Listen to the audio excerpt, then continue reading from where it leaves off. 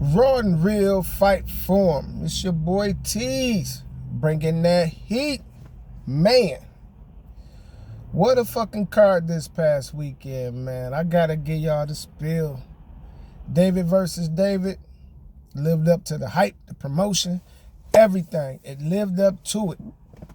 And it was a good put on. It's a good effort by Morrell. But David showed you exactly and showed him exactly why he's El Monstro. You know, come on, man, because it fits him perfect. That name Mike Tyson gave him fits him perfect. And the reason why I say that is because you can hit that motherfucker with everything, the kitchen sink, the washing machine, the dryer, and that motherfucker still gonna keep coming. Out of his whole career, I saw Benavidez take shots, but I never really saw him buzzed. I don't recall when he ever got buzzed. He coming. It's like the Incredible Hulk. It's like you hitting this motherfucker and he just getting madder and madder and coming. Now, David did catch him with a nice shot to knock him down. You know what I'm saying? And he's doing, and y'all got to realize he's doing this moving up in weight. So, with that being said, that's the reason why he ain't gonna never get the Canelo fight. Canelo won't be able to hurt him. Canelo just won't be able to hurt him. Especially coming from where Canelo came from. He won't be able to hurt him. So, I understand Canelo know what he's doing. You know why? You the man in the division. So, it's like, why fight that boy? And you really ain't at the end of your career. Why fight him at the end of your career when you really ain't got to fight him? You could continue to get these paydays that you've been getting, these massive paydays, by fighting fighters that, you know, below your level. Or will not even say below your level, but just fighters that you probably can hurt. Because I don't see nobody stopping David, man. Only person gonna beat David is David. You know what I'm saying? If he go too high up or you know, that's the only thing. Now, who knows? He can carry the weight. He can go you at 175. Shit. Go up and fight Usyk. You know what I'm saying? That's a fight I love to see. Shit. There's only a 25-pound differential. And Usyk came from cruiserweight, became the undisputed heavyweight. I mean, shit. If I was you, if I get a couple more of these fights, I mean, and you got to give him respect because he's calling out everybody. Everybody don't call out everybody. You know what I'm saying? Some people want to play it safe and make that safe paper.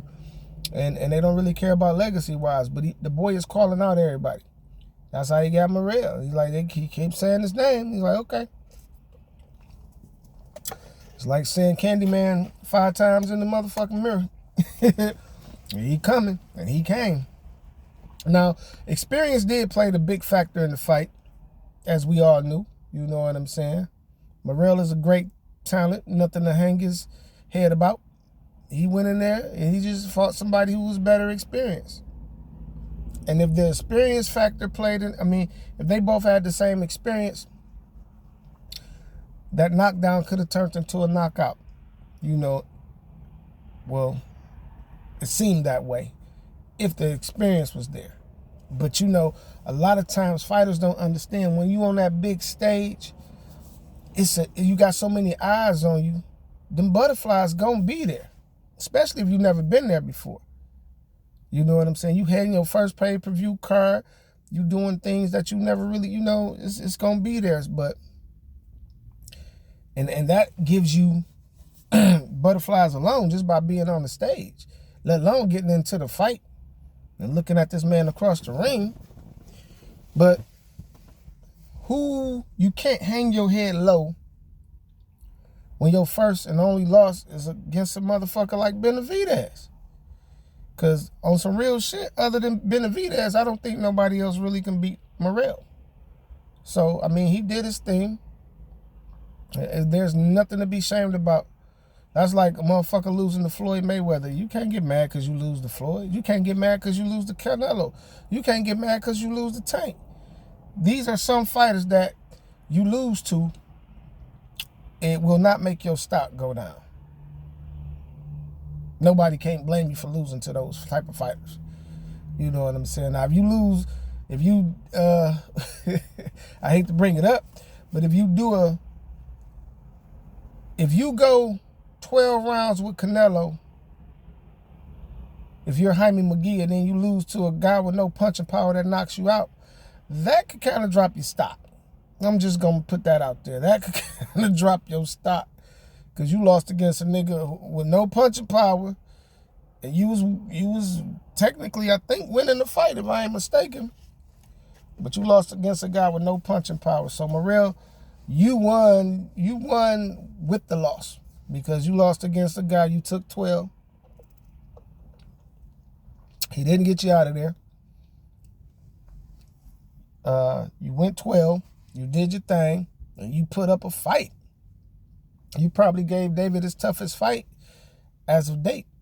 So you did your thing, no doubt. So nothing to hang your head about, nothing to be salty about, none of that bullshit. You did your thing, and I commend you. Just don't dwell on this loss. It's the first one. You got a lot of fights ahead of you. You only got about 15, 12 fights, whatever. But just don't put too much into this loss. You got to keep your mind right. Like, okay, back to the drawing board, replay the fight, what I did wrong. Because sometimes we can get excited and forget the game plan when we go in there. You know, we just trying to take this guy's head off because of all the shit we talking. You know, so you did your thing, man. I can't complain about it. And nobody else should complain about it. But what's next for Benavidez? I really don't know. I mean, to me, there's nothing really left for him there. To me.